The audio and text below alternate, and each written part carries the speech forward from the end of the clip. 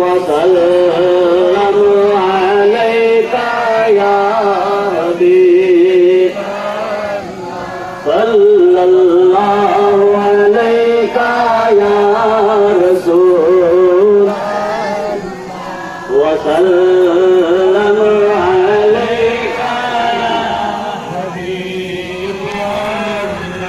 مدل کے دونوں ہاتھ بلند کر کے کہیں یا رسول اللہ. آج آپ کسی دنیا دار کی محفل میں نہیں حبیب پروردگار کی محفل میں آئے ہیں اور ہمارے نبی کو ہمارے رب نے ایسا طاقت والا نبی بنایا ہے کہ خود رب نے کہا حدیث قدسی ہے محبوب اگر تجھے پیدا کرنا مقصود نہ ہوتا تو میں کسی شے کو پیدا نہ کرتا. اپنی قسمت پہ ناز کرو جتنا ناز کرو کم ہی کم ہے. اس لیے کہ اللہ تعالیٰ اگر چاہتا ہمیں آدم علیہ السلام کا امتی بنا سکتا تھا, حضرت نوح کا امتی بنا سکتا تھا. محبت سے بولو سبحان اللہ. حضرت عیسیٰ علیہ السلام کا امتی بنا سکتا تھا, حضرت موسیٰ علیہ السلام کا امتی بنا سکتا تھا. میرے رب نے کرم کیا ہمیں اس نبی کا امتی بنایا کہ جس نبی کا امتی بننے کے لیے موسیٰ علیہ السلام عرض کرتے ہیں یا اللہ یا وہ نبی مجھے دے دے یا مجھے بھی اسی نبی کا امتی بنا دے. سبحان اللہ.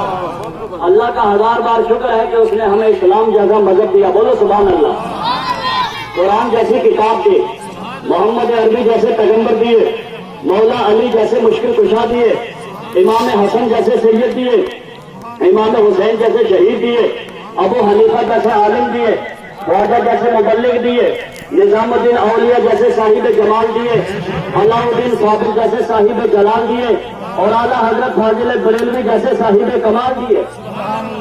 اے مسلمان تیرا دنیا میں رہنا بھی افضل, تیرا دنیا سے جانا بھی افضل. کیوں؟ اس لیے کہ مسلمان جب تک زمین پر رہتا ہے روزہ مصطفیٰ دیکھتا ہے اور جب زمین میں جاتا ہے تو چہرہ مصطفیٰ دیکھتا ہے. بدل کے بولیے سبحان اللہ.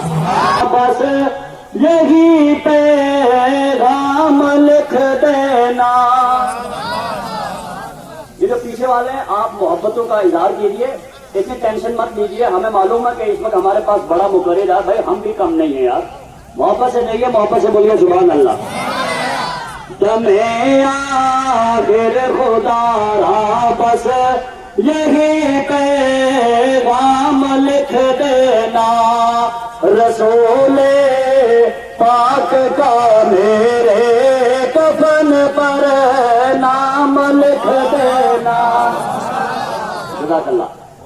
اور کرے سرکار کو جس نے لبوں سے اپن چوما ہو, کرے سرکار کو جس نے لبوں سے اپن چوما ہو, یہ اس کے زندگی کا سب سے اچھا کام لکھ دینا. بدل کے بولیے سبحان اللہ. آپ جتنے لوگ یہاں آئے ہو اپنی مرضی سے آئے, بولو.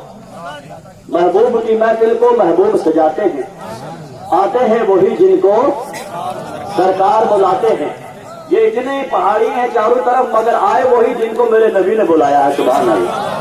تو آئے ہیں تو سمجھ لو کہ اللہ تعالیٰ آپ سے راضی ہو گیا ہے, تبھی اللہ تعالیٰ نے آپ کو اپنے محبوب کے ذکر میں بلا لیا. سبحان اللہ. ہمارے نبی کیسے کہ قدر نبی کی, اگر یہ شعر سننے ہیں تو سراپائے مجسمہ اشعار بیٹھے ہیں, ان سے سنیں گے لیکن ان کے لیے میں راستہ برابر کروں. محبت سے بولیے سبحان اللہ. قدر نبی کی ایک جان دنیا دار کمین, قدر نبی کی سنی جانن پاک جناب سینے. اس کی دلیل دے دوں؟ ارے بولو دلیل دو. پیچھے والے کیوں نہیں بولتے بھائی؟ کلمہ کسی چودھری صاحب کا نہیں, کلمہ نبی کا پڑا ہے. جنت میرے نبی کی ہے اور جنت کے سردار ہیں امام حسن اور حسین. جائے گا وہی جو ان کو اپنا سردار مانے گا. دلیل یہ ہے, علماء کی خاص توجہ چاہوں گا, دلیل یہ ہے کہ میں کہتا ہوں کہ قدر نبی کی ایک ہی جانن دنیا دار زمینیں, قدر نبی کی جانن والے دو کے بیچ مدینے مصرع ثانی سنیے پہلے سمجھیے. آج یہ کون سا مہینہ چل رہا ہے؟ ولادت مصطفیٰ والا، بولو نبی کی پیدائش والا. پورے ڈسٹرکٹ پنچ میں پوری دنیا میں دیکھ لو، اہل سنت کے علاوہ کیا کسی اور کو نبی کے میلاد کا حق نہیں ہے؟ بولو کسی اور کو حق نہیں ہے؟ سب کو حق ہے. اس لیے کہ میرا نبی خالی سنیوں کا نبی نہیں ہے، میرا نبی غیر سنیوں کا نبی بھی ہے. میرا نبی وہ نبی ہے کہ جو ابو بکر کا بھی نبی ہے، بولو سبحان اللہ.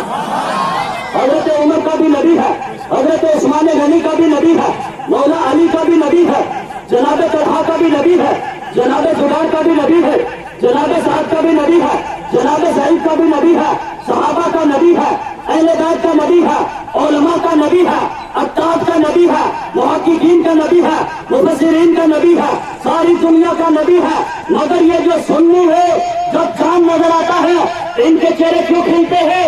ان کے اندر محبت کیوں پیدا ہوتی ہے؟ گھر گھر میں نبی کے میلاد کا جلسہ، شہر شہر جلسہ، قصبہ قصبہ جلسہ، ڈسٹرکٹ جلسہ، پوری دنیا میں سنی مچل جاتے ہیں اور غیر سنی اپنے اپنے گھروں میں بیٹھ جاتے ہیں. وجہ کیا ہے؟ مسلمانوں اپنی قسمت پہ ناز کرو. رب نے کہا قل بفضل اللہ وبذلک فلیفرحوا، جب تمہیں اللہ کی نعمت ملے اس پر تم خوشیوں کا اظہار کرو. تو میرا نبی ساری نعمتوں میں سب سے بلند نعمت ہے.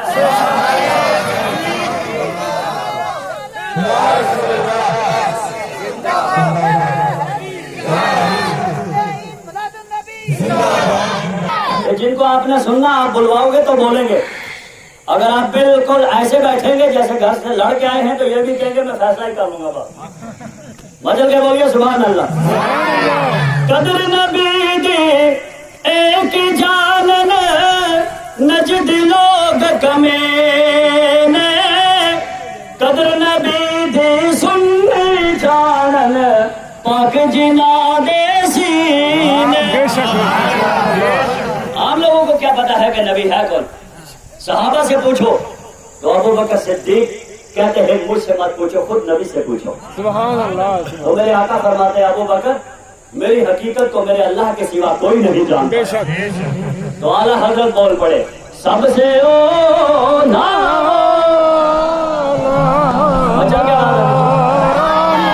سب سے بالا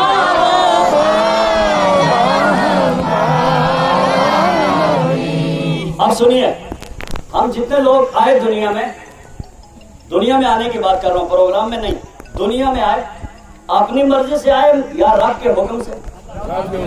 پیچھے والے جو خاموش ہیں بولو رب کے حکم سے آئے. لیکن ذرا ایمان کی نظر سے مجھے بتاؤ، ساری دنیا آئی تو اللہ کے حکم سے، ساری دنیا ہم آئے تو اللہ کے حکم سے، ہمارے علماء آئے تو اللہ کے حکم سے، ہمارے مدرس آئے تو اللہ کے حکم سے، محقق آئے تو اللہ کے حکم سے، مفسر آئے تو اللہ کے حکم سے، خطیب آئے تو اللہ کے حکم سے، یہاں تک کہ اور بڑھ کے بولو تابعی آئے تو اللہ کے حکم سے، امام اعظم آئے تو اللہ کے حکم سے، امام شافعی آئے تو اللہ کے حکم سے، امام مالک آئے تو اللہ کے حکم سے، امام اعظم ابو حنیفہ آئے تو اللہ کے حکم سے، صحابہ آئے تو اللہ کے حکم سے، ابراہیم علیہ السلام آئے تو اللہ کے حکم سے، سارے نبی آئے تو اللہ کے حکم سے. ساری دنیا کو رب نے پیدا کیا تو ساری دنیا پیدا ہوئی اللہ کے حکم سے. مگر اپنے نبی کی شان دیکھو، سارے آنے والے آئے رب کے حکم سے، مگر میرا نبی جب پیدا ہوا تو میرا نبی ایسا پیدا ہوا جیسا نبی نے چاہا، خدا نے ویسا پیدا کیا.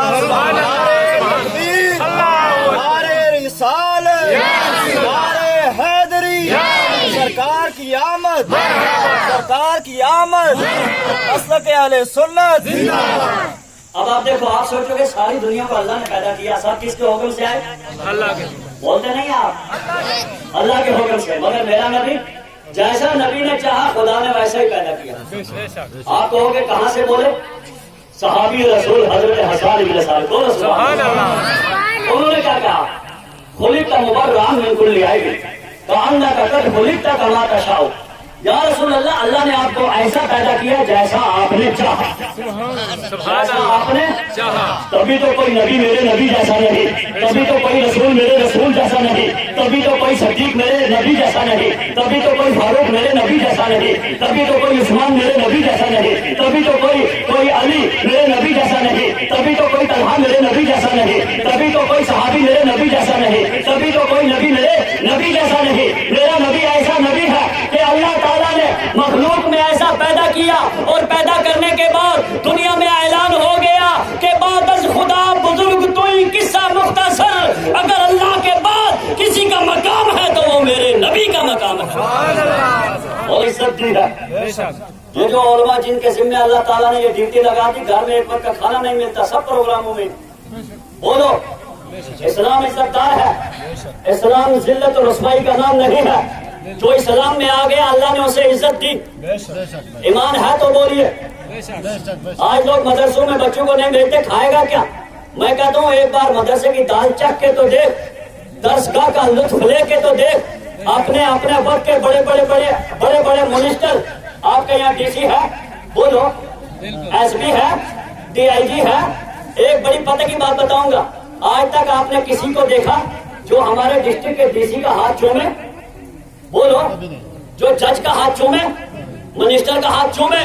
لیکن ہماری مسجد کا اگر چھوٹا موٹا مولوی ہوگا، ہر جمعے کے دن لوگ آرزو رکھیں گے ہم اس کے ہاتھ کو چومیں. بولو یہ عزت کس نے دیا؟ اسلام کی وجہ سے ملی. حضرت امام اعظم کے دو شاگرد تھے، علماء کی خاص توجہ چاہوں گا، جن کو صاحبین بھی کہتے ہیں، امام محمد اور امام ابو یوسف. امام محمد بغداد میں گئے. جب بغداد میں گئے تو لوگوں نے ان کا ویلکم کیا. اب وہاں سے وہ دوسری جگہ جانے لگے تو راستے میں کسی نے کہہ دیا کہ حضرت آپ جس راستے سے جا رہے ہیں وہ راستہ یہودی اور عیسائیوں کے محلے میں سے ہو کے نکلتا ہے، اور یہودی اور عیسائی جو ہیں وہ کیا کرتے ہیں، آنے والے مہمان کو چھتوں پہ چڑھ کے دیکھتے ہیں، ذرا ہوشیار ہو کے جائیں. بہت بہت بولو سبحان اللہ. تو امام محمد نے کیا کہا؟ آپ نے فرمایا اچھا اگر یہ بات ہے تو آپ نے عربی نسل کے 30 گھوڑے منگوائے. بولو سبحان اللہ. کتنے گھوڑے منگوائے؟ 30 گھوڑے منگوائے. اور جناب امام ابو یوسف اور امام محمد نے کیا کیا؟ اپنے شاگرد دیش جمع کیے اور ان سے کہا سر پر کیا باندھو؟ امامہ باندھا. عربی نسل کے 30 گھوڑوں پہ بیٹھے، اور بیٹھنے کے بعد جب گھوڑا چلنے لگا تو امام محمد اسلامی شان کے ساتھ چلنے لگے. بولو سبحان اللہ. اور ادھر عیسائیوں اور یہودیوں کو کسی نے کہہ دیا کہ محمد آ رہے. اب انہوں نے سوچا وہ محمد آ رہے ہیں کہ جن کا دنیا یہاں بھی بولنا پڑے گا بھائی. کلمہ کس کا پڑا ہے؟ نبی کا. کہا جس کا دنیا کلمہ پڑھ دیا وہ آگے. انہوں نے دھوکہ کھا لیا. تو جب امام محمد آنے لگے، سر پہ امامہ ہے، دستار ہے، عربی نسل کے 30 گھوڑے ہیں، اور جب یہودی اور عیسائیوں کے محلے میں گھسے تو ان کی عورتوں نے دیکھا، اور دیکھ کر سب نے کہا لا الہ الا اللہ محمد رسول اللہ. لوگوں نے کہا ارے تم کلمہ کیوں پڑھتے ہو؟ کہا محمد نظر آ گیا. کہا یہ وہ محمد نہیں ہے، یہ تو ان کا امتی ہے، یہ تو ان کا نوکر ہے. تو انہوں نے ایک ہی جواب دیا تھا، ارے جب چھوٹے محمد کا یہ عالم ہے تو بڑے محمد کا عالم کیا ہوگا؟ ان کے گدا بھر دیتے ہیں. سبحان اللہ. سبحان اللہ. علاج کروا کے آئے ہو.